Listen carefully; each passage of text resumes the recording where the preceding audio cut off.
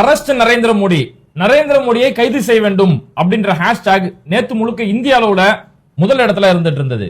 இந்த கொரோனா தடுப்பூசி விஷயத்துல இவங்க எப்பேற்பட்ட இவங்க கட்சிக்கான பணம் வாங்கிட்டு அந்த தரமில்லாத தடுப்பூசி இங்க அனுமதி கொடுத்திருக்காங்க.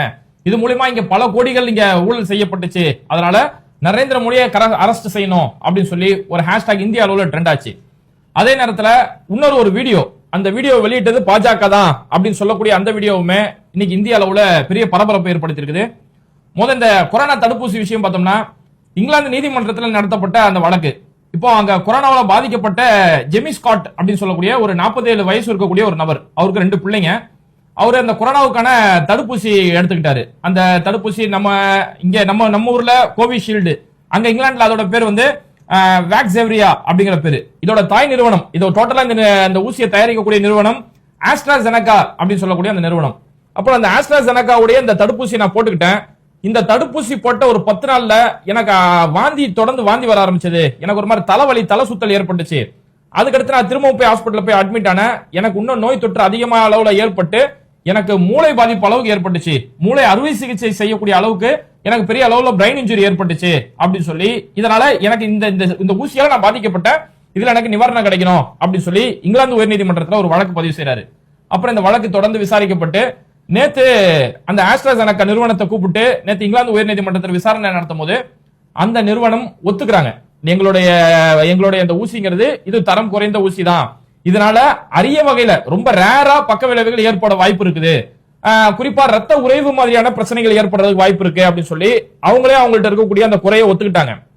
இப்போ அந்த ஆஸ்ட்ராசெனகான்னு சொல்லக்கூடிய அந்த தடுப்பூசி இதுல பின்னாடி பக்க விளைவு ஏற்படும், ரத்த உறைவு ஏற்படும் அப்படின்ற அந்த செய்தியை அவங்களே சொன்னதால இன்னைக்கு இது உலக அளவுல பெரிய ஒரு பதட்டத்தை ஏற்படுத்திருக்குது.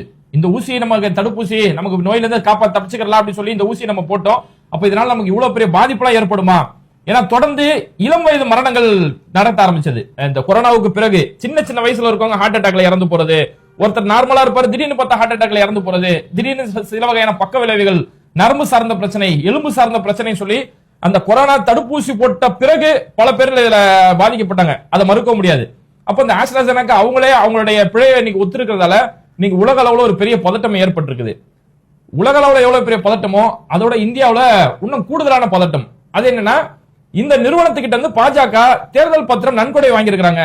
அப்ப அந்த நன்கொடை வாங்கிட்டு தான் இந்த தரமில்லாத ஊசியை நீங்க அனுமதி கொடுத்தீங்களா அப்படிங்கிற கேள்வி இன்னைக்கு பாஜக நோக்கி, குறிப்பா பிரதமர் நரேந்திர மோடியை நோக்கி இந்த கேள்வி எழுப்பப்பட்டு இருக்குது.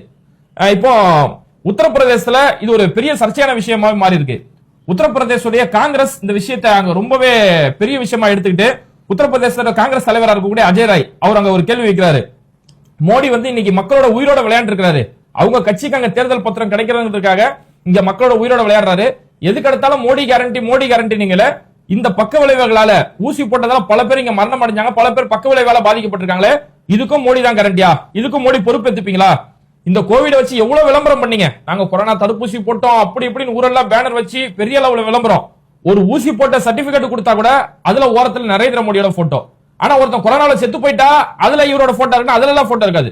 தடுப்பூசி போட்டா மட்டும் நாங்க இத்தனை கோடி தடுப்பூசி போட்டுட்டோம், அந்த நேரத்துல நம்ம போன் பண்ணா கூட போன்ல அதான் வருது, அப்பா ஜெர்வேகலையே கொரோனா தடுப்பூசி தாத்தாக்கலையே அப்படின்னு சொல்லி, நாங்க 100 கோடி பேருக்கு நாங்க தடுப்பூசி போட்டுட்டோம் அப்படின்னு சொல்லி நமக்கு காலர் டோன் கேட்கக்கூடிய அளவுக்கு அந்த அளவுக்கு பெரிய அளவுல விளம்பரம் பண்ணாங்க. அப்ப எங்களோட ஆட்சியில நாங்க தடுப்பூசி அவ்வளவு போட்டோம், 100 கோடி பேர் போட்டோம், 200 பேருக்கு பெற்றோம் சொல்லி இவ்வளவு விளம்பரம் பண்ணீங்களே, இப்ப இத்தனை ஆயிரம் மக்கள் இங்க பாதிக்கப்பட்டிருக்காங்களே, மாரடைப்பாளையம் பக்க விளைவுகளாலே பாதிக்கப்பட்டிருக்காங்களே, இதுக்கும் மோடி நீங்க பொறுப்பேற்பீங்களா அப்படின்னு சொல்லி அஜய் ராய் காங்கிரஸ் தலைவர் இந்த கேள்வி கேட்கிறாரு. அதே மாதிரி ஆர்ஜேடி கட்சி பீகார்ல லல்லு பிரசாத் யாதவோட கட்சி சார்பில் அவங்களுமே வலுவான கேள்வியை பண்றாங்க. இதை வச்சு பெரிய அளவுல பெருமைப்பட்டீங்களா மோடி, இன்னைக்கு எங்க மாநிலத்திலே பல பேர் மாரடைப்பால பாதிக்கப்பட்டிருக்காங்களே, இளம் வயது மாரடைப்புகள் வருது, இதுக்கும் நீங்க பொறுப்பேற்றுப்பீங்களா, இதை நீங்க பெருமைப்பட்டுப்பீங்களா அப்படின்னு சொல்லி, நீங்க உங்க கட்சி கோடிகள்ல பணம் சம்பாதிக்கிறதுக்காக ஒரு தவறான நிறுவனத்தை நீங்க அனுமதிச்சிருக்கீங்க அப்படின்னு சொல்லி பாஜக மேல ஒரு வலுவான குற்றச்சாட்டு வைக்கிறாங்க. இது எல்லாத்தையும் விட சமாஜ்வாதி தான் இன்னைக்கு உத்தரப்பிரதேசல இந்த விஷயத்தை வச்சு பெரிய அளவுல களமாடிட்டு இருக்காங்க. அங்க சமாஜ்வாதியோட முக்கியமான தலைவராக இருக்கக்கூடிய சிவ்பால் அவர் என்ன சொல்றாருன்னா, பாஜக அவங்க கமிஷன் வாங்குறதுக்காக தரம் குறைந்த ஊசியை இங்க அனுமதிச்சிருக்காங்க. குறிப்பா சமாஜ்வாதியோட அகிலேஷ் யாதவோட மனைவி டிம்பிள் யாதவ் என்ன சொல்றாங்கன்னா, இங்க தடுப்பூசி வலுக்கட்டாயமா போடப்பட்டுச்சு, இந்த தடுப்பூசி நீ போட்டே ஆகணும், போட்டாதான் உனக்கு பிளைட்ல ஏத்துவோம், போட்டாதான் நீ வேலைக்கு போக முடியும், நீ வேலைக்கு வந்தாலே தடுப்பூசி கட்டின சீட்டை கட்டாதான் சொல்லி இந்த அளவு வலுக்கட்டாயமா சொன்னீங்களே, இதெல்லாம் நீங்க கோடி கோடியா லஞ்சம் பாக்குறது தானா? இந்த தடுப்பூசி மூலமா உங்க கட்சி எத்தனை கோடி நீங்க பணம் வசூல் பண்ணிருக்கீங்க, அந்த கம்பெனில இருந்து காசு வாங்கிருக்கீங்க. அப்ப இந்த விஷயத்தை சும்மா விடக்கூடாது. இந்த ஊழல் வலுக்கட்டாயமா அந்த ஊசி போடப்பட்டதுக்கு பின்னாடி இந்த ஊழல் தான் நிறைஞ்சிருக்குது. இன்னைக்கு அந்த ஊழல், மோடியோட ஊழல் இன்னைக்கு வெட்ட வெளிச்சத்துக்கு வந்திருக்குன்னு சொல்லி டிம்பிள் யாதவ் ஒரு பக்கம் குற்றச்சாட்டு வச்சிட்டு இருக்காங்க.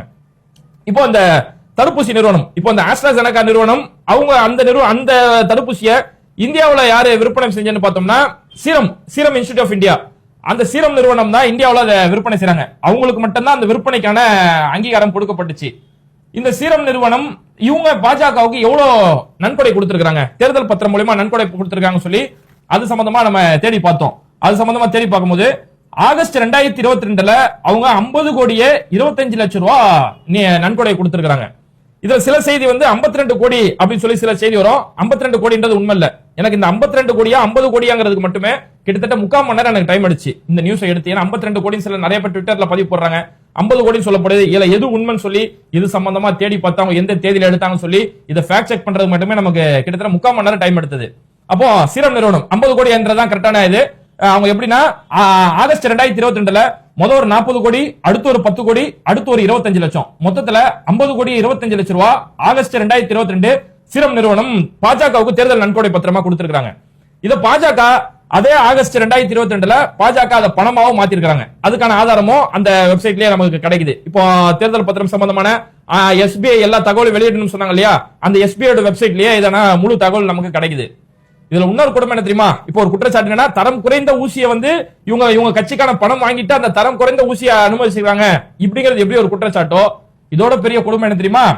நிர்மலா சீதாராமன் கையால இந்த சீரம் நிறுவனத்துடைய ஓனர் அதர் பூனாவாலா அவருக்கு விருது கொடுக்கப்படுது.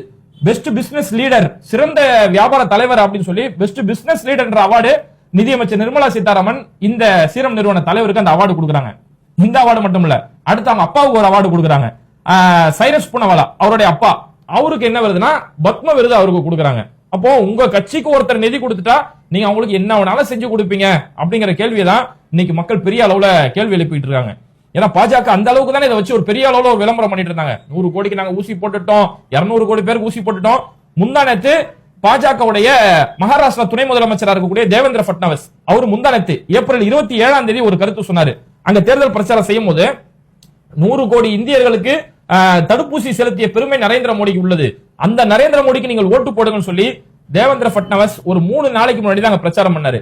அப்போ 100 கோடி பேருக்கு தடுப்பூசி போட்ட பெருமா இருக்குன்னா அதுல ஏற்பட்ட பக்க விளைவு, அதுவும் தரம் குறைந்த ஊசியை இங்க அனுமதிச்சுக்கான அந்த பொறுப்பை யார் ஏற்கிறது? அதே நரேந்திர மோடி தான் ஏத்தாகணும். அப்போ அதனாலதான் இன்னைக்கு இந்திய மக்கள் என்ன செய்றாங்க, அவங்களுடைய ட்விட்டர் பேஜ்ல ஹேஷ்டாக் இந்திய அளவுல ஹேஷ்டாக் ட்ரெண்டிங் நம்பர் 1 வரக்கூடிய அளவுக்கு அரஸ்ட் நரேந்திர மோடி அப்படின்னு ஒரு ஹேஷ்டாக் பெரிய அளவுல இன்னைக்கு ட்ரெண்டிங் பண்ணிட்டு இருக்காங்க. இதுல கூடுதலா ஒரு வீடியோ நம்மளால பார்க்க முடிச்சு. ஒரு வீடியோ இன்னைக்கு வடக்குல பெரிய அளவுல அந்த வீடியோ வைரலா போயிட்டு இருக்குது. ஒரு தாத்தா அவரு மோடியை அரெஸ்ட் பண்ணணும், பிடிச்ச அரெஸ்ட் பண்ணுங்கன்னு சொல்லி மனுஷன் கொதிக்கிறாப்ல. இந்திரா காந்தி என்னைக்கு ஆட்சி செஞ்சாங்க, என்னைக்கு செத்து போனாங்க இந்திரா காந்தி? இன்னைக்கு வரைக்கும் இந்திரா காந்தி பேரை வச்சு நீ அரசியல் பண்ணிட்டு இருக்கிறிய, அந்த இந்திரா காந்தி செத்து போய் இத்தனை வருஷம் ஆச்சு, அப்ப நீ இத்தனை வருஷம் ஆட்சி செஞ்ச என்னதான் செஞ்ச, முதல்ல பிடிச்சி உள்ள போடியா அப்படின்னு சொல்லி அந்த தாத்தா கொதிக்கிறாரு. அப்ப அந்த வீடியோ எடுத்த அந்த சேனல் நபர், ஐயா இதுக்கு எனக்கு எந்த சம்பந்தம் இல்லையா, நான் பானிபூரி சாப்பிட வந்தையா, தாத்தா இவ்வளவு கோவப்பட்டாருங்கயா, தாத்தாவுக்கு பானிபூரி வேணுமா தான் ஒரு வார்த்தை கேட்டேன், தாத்தா இவ்வளவு கோவப்படுவார் நான் நினைச்சு பார்க்கலன்னு சொல்லக்கூடிய அளவுக்கு இன்னைக்கு வடக்குல இந்த விஷயங்கள் பெரிய அளவுல ஒரு புயலை ஏற்படுத்திருக்குது. ஆல்ரெடி தேர்தல் பத்திரம் சம்பந்தமான விஷயங்கள் வடக்குல பெரிய ஒரு திருப்பமை ஏற்படுத்தின மாதிரி இன்னைக்கு இந்த கோவிட் ஊசி சம்பந்தமான இந்த விஷயமோ வடக்குல பெரிய ஒரு பதட்டத்தை ஏற்படுத்தி அரசு நரேந்திர மோடி சொல்லக்கூடிய அளவுக்கு இது ஒரு பெரிய பாதிப்பு ஏற்படுத்திருக்கு. இதுல ஒரு கூடுதல் செய்தி என்னன்னா, மக்கள் இந்த அளவுக்கு கோவப்படுறதுக்கு காரணம் என்ன தெரியுமா? இப்போ இதே 2021 நேரத்துல இதே சீரம் கம்பெனில இருந்து சவுத் ஆப்பிரிக்கா கவர்மெண்ட் கிட்டத்தட்ட 1 மில்லியனுக்கும் அதிகமான தடுப்பூசிகள் வாங்கினாங்க இவங்கள்ட்ட இருந்து, இதே சீரம் கம்பெனில இருந்து. அப்புறம் வாங்கிட்டு அந்த மருந்து அவங்க பரிசோதிக்கிறாங்க, அவங்க அரசு சார்பில் பரிசோதிச்சதுக்கு பிறகு இது கோவிடுக்கு எதிராக போராடக்கூடிய முழுமையான தன்மை இந்த மருந்துல கிடையாது, அந்த அளவுக்கு இது தரமா இல்ல, இதுல ரொம்ப தரம் குறைவா இருக்குன்னு சொல்லி வாங்கின அந்த 1 மில்லியனுக்கும் அதிகமான அந்த தடுப்பூசிகளை உடனே ரிட்டர்ன் பண்ணாங்க. இது நடந்தது 2021 பிப்ரவரி 16ஆம் தேதி. சவுத் ஆப்பிரிக்கா கவர்மெண்ட் அந்த 1 மில்லியன் தடுப்பூசிகளுமே அப்படியே சீரம் கிட்ட தூக்கி ரிட்டர்ன் கொடுத்து விட்டாங்க. அப்ப அதுதான ஒரு அரசுடைய கடமை, என் மக்களுக்கு நான் அந்த ஊசியை போட போறேன், இதனால என் மக்கள் நல்லா இருப்பாங்களா அப்படிங்கிற அந்த பொறுப்பு தான் ஒரு அரசுக்கான அழகு. எப்படி மன்மோகன் சிங் அன்னைக்கு எல்லாருக்குமான கருத்தை பேசினாரோ அந்த மாதிரி தான் இந்த கவர்மெண்ட் இன்னைக்கு பேசியிருக்காங்க அன்னைக்கு. அப்ப இவங்க என்ன பண்றாங்க, நீ எனக்கு எதுவுமே நான் பரிசோதிக்க வேணாம், எங்களுக்கு தேர்தல் பத்திரம் கொடுக்கியா, உனக்கு எல்லா வகையான வேலையை நான் பண்ணி தருவேன் அப்படிங்கிற ஒரு போக்குக்கு தானே இவங்க போயிருக்காங்க. இதனாலதான் இன்னைக்கு மக்கள் பெரிய அளவுல ஒரு கோபத்துல இருக்காங்க. அப்ப அந்த சவுத் ஆப்பிரிக்கா கவர்மெண்ட் அன்னைக்கு அந்த தரமான தடுப்பூசி அவங்க தேர்ந்தெடுத்துக்கிறாங்க. இந்த இடத்துல நம்ம ஒரு முக்கியமான விஷயத்தை நம்ம பார்த்தே ஆகணும். இப்போ இந்த ஆஸ்ட்ராஜெனகான்னு சொல்லக்கூடிய ஒரு தனியார் நிறுவனம் அவங்க கொள்ளை லாபம் அடிக்கிறதுக்கு இந்த கொரோனா வச்சு பல பேர் பல வகையில பணம் பார்த்தாங்க. அப்ப இந்த அவங்க ஒரு கொள்ளை லாபம் அடிக்கிறதுக்காக இந்த ஆஸ்ட்ராஜெனகான்னு சொல்லக்கூடிய இந்த தனிப்பட்ட நிறுவனம் மேலதான் பிழையே தவிர தடுப்பூசி மேலேயே பிழை கிடையாது.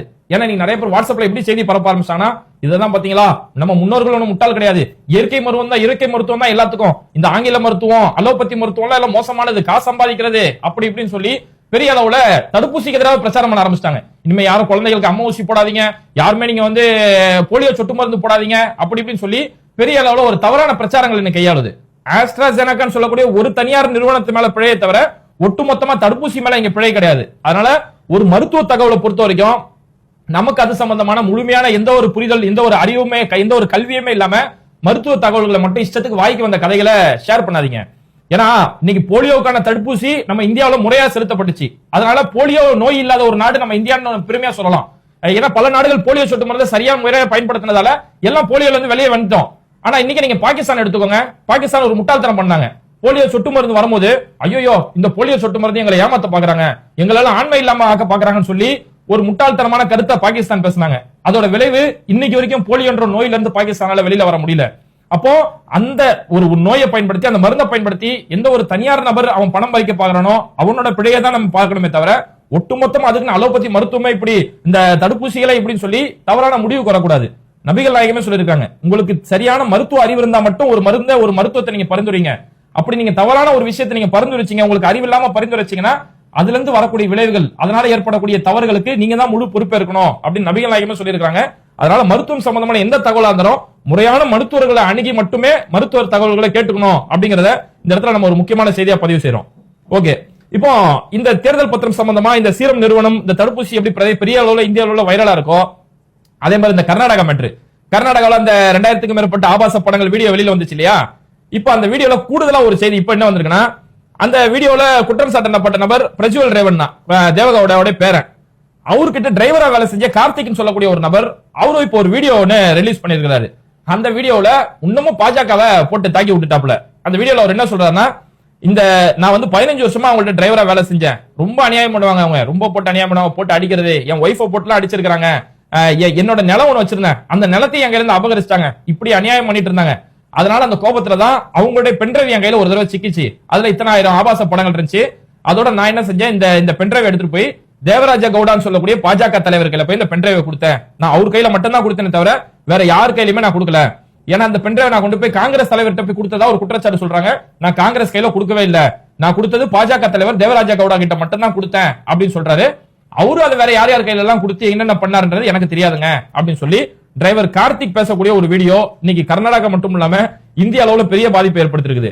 ஏங்க அப்போ ஒரு கூட்டணி கட்சியில இருக்கவங்களே நீங்க கால வருவீங்களா? அப்ப பாஜக பொதுவா தெரியும், ஒருத்தவங்களோட கூட்டணி வைப்பாங்க, அதுக்கடுத்து அந்த கட்சியை அழிச்சிருவாங்க. எப்படி அதிமுக இங்க காலி பண்ணாங்களோ அந்த மாதிரி பல இடங்கள், அங்க சிவசேனாவுக்கு எப்படி ஒரு பிரச்சனை வச்சாங்களோ, நிதிஷ்குமாருக்கு எப்படி வச்சாங்களோ அந்த மாதிரி இவங்க இந்த விஷயத்திலுமே கர்நாடகாவில இங்க குமாரசாமி கட்சியை காலி பண்றதுக்கான வேலைகளை செஞ்சிருக்காங்க அப்படின்னு சொல்லி இன்னைக்கு இந்த விஷயம் பெரிய அளவுல ஒரு வைரலா போயிட்டு, எப்படி இந்த தடுப்பூசி விஷயத்துல ஒரு தரமில்லாத ஒரு நிறுவனத்தை அங்கீகரிச்சு அது மூலமா தேர்தல் பத்திரம் வாங்கி இன்னைக்கு பாஜக பெரிய அளவுல அவமானப்பட்டு நிக்கிறாங்களோ, இந்த ஆபாச படத்தோட மொத்த விபரத்தையுமே இன்னைக்கு இவங்க தான் வெளியில விட்டுருக்காங்க, இதுக்கும் இவங்க தான் காரணம். அப்போ அவங்க வெளிநாடு தச்சு போறதுக்கு யார் காரணம் அப்படின்னு சொல்லி பல வகையில இன்னைக்கு பாஜக நோக்கி கேள்வி கேட்டுக்கிட்டு இருக்காங்க. இப்போ இந்த விஷயத்துல உங்களுடைய கருத்துக்கள் என்ன அப்படிங்கறத கமெண்ட் பண்ணுங்க. இங்க அரசு நரேந்திர மோடின்னு ஒரு கருத்துக்கள் மக்கள் சொல்றாங்களே, அதை பத்தி உங்களுடைய கருத்துக்கள் என்னன்றத மறக்காம கமெண்ட் பண்ணிட்டு இந்த வீடியோக்களை உங்க நண்பர்களுக்கு அதிகமா ஷேர் செய்யுங்க. இணைந்திருப்போம்.